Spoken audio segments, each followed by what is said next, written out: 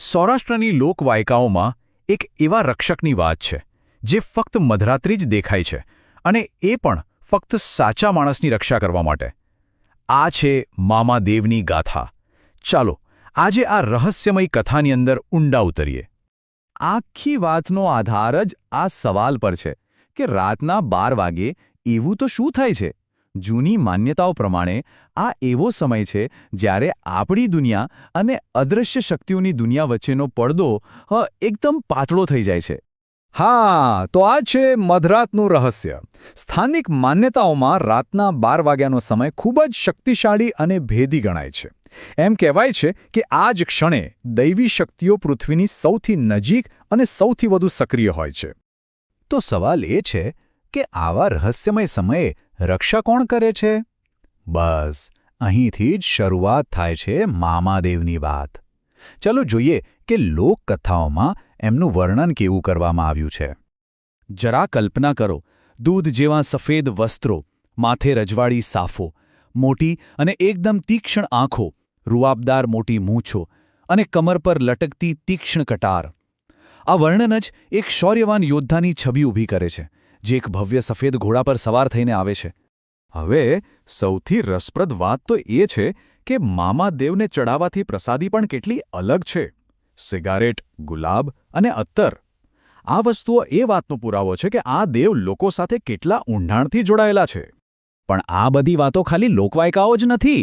ચાલો એક એવી સત્ય ઘટના વિશે જાણીએ જે રમેશ નામના એક યુવાન સાથે બની હતી અને કહેવાય છે કે તેણે મામાદેવના અસ્તિત્વનો જાતે અનુભવ કર્યો હતો. વિચારો કે મધરાતનો સમય છે. રમેશ પોતાના ખેતરથી ઘરે પાછો ફરી રહ્યો છે. રસ્તો એકદમ સુમસામ અને આજુબાજુ ફક્ત કાંટાળા બાવળની ઝાડીઓ. વાતાવરણમાં એક અજીબ પ્રકારની શાંતિ છે, પણ સાથે થોડો ડર પણ છે. રમેશ એના વિચારોમાં ચાલ્યો જાય છે અને ત્યાં જ અચાનક કંઈક વિચિત્ર બને છે. હવામાં એકદમ અત્તરની તીવ્ર સુગંધ ફેલાઈ જાય છે. આ પહેલો સંકેત હતો કે આ સુમસામ રસ્તા પર એ એકલો નથી. રમેશ તો સાવ ગભરાઈ ગયો. એના પગ ધ્રુજવા લાગ્યા અને બસ એ જ ક્ષણે એને મામાદેવ યાદ આવ્યા. એણે આંખો બંધ કરી અને સાચા દિલથી પ્રાર્થના કરી, હે મામાદેવ, જો હું સાચો હોઉં તો મારી રક્ષા કરજો. અને પછી જે થયું એની તો કોઈએ કલ્પના પણ ન કરી હોય. એ જ ઘડીએ અંધારામાંથી સફેદ ઘોડા પર સવાર એક પડછંદ આકૃતિ પ્રગટ થઈ. એણે એક શબ્દ પણ ન કહ્યો, બસ ચૂપચાપ રમેશની આગળ ચાલવા લાગ્યો, જાણે એને રસ્તો બતાવતો હોય. જ્યો રમેશ પોતાના ગામના પાદરે સુરક્ષિત પહોંચ્યો, એણે હાશકારો થયો. એણે થયું કે લાવ આભાર માની લો. પણ જેવો એ પાછળ ફર્યો ત્યાં કોઈ જ નહોતું. પેલો માણસ અને ઘોડો બંને ગાયબ. હવામાં ફક્ત ગુલાબ અને અત્તરની એક હળવી સુગંધ રહી ગઈ હતી. તો રમેશનો આ અનુભવ આપણને શું કહે છે? એવું માનવામાં આવે છે કે જે કોઈ સાચા મનથી મામાદેવને યાદ કરે છે એમને રક્ષકનું વચન મળે જ છે. ચાલો જોઈએ કે એ વચનો શું છે. આ શ્રદ્ધા એમ કહેવાય છે કે 3 રીતે કામ કરે છે. પહેલું, યાદ કરનારની આસપાસ એક અદૃશ્ય સુરક્ષા કવચ બની જાય છે. બીજું, મનમાં હિંમતનો સંચાર થાય છે, ગમે તેવો ડર પણ ભાગી જાય છે. અને ત્રીજું, જ્યારે કોઈ સંકટ આવે ત્યારે કોઈ અણધારી જગ્યાએથી મદદ આવી પહોંચે છે. પણ હવે એક મોટો સવાલ ઊભો થાય છે. શું રમેશ સાથે જે બન્યું એ સાચે જ એક ચમત્કાર હતો કે પછી એના ડરેલા મનનો કોઈ વહેમ કે ભ્રમ હતો? ચાલો આના પરના બંને દૃષ્ટિકોણને સમજવાની કોશિશ કરીએ. જુઓ, અહીં 2 વિચારધારાઓ છે.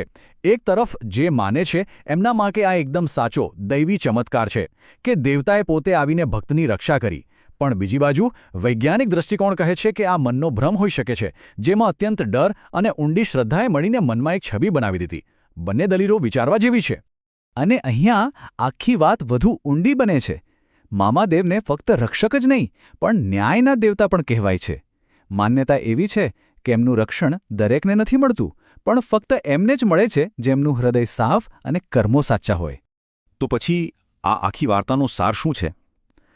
વાત કોઈ એક દેવતા પૂરતી સીમિત નથી, પણ એનાથી પણ મોટી કોઈક વસ્તુની છે, અને એ છે ખુદ શ્રદ્ધાની પોતાની શક્તિ. આ આખી કથાનો નિચોડ એક જ વાક્યમાં આવી જાય છે: અસલી શક્તિ ભક્તિમાં છે. ભક્તિ એક એવી પ્રક્રિયા છે જે માણસને કોઈ ઉચ્ચ શક્તિ સાથે જોડે છે, પછી એ શક્તિનું સ્વરૂપ ભલે ગમે તે હોય. અને અંતે આ એક સવાલ આપણને સૌને વિચારતા કરી દે છે. શું ચમત્કાર કોઈ બાર બનતી ઘટના છે કે પછી એ આપણી શ્રદ્ધા અને આપણા માનવાનું જ પરિણામ છે? આનો જવાબ કદાચ દરેક વ્યક્તિ માટે અલગ અલગ હોઈ શકે છે.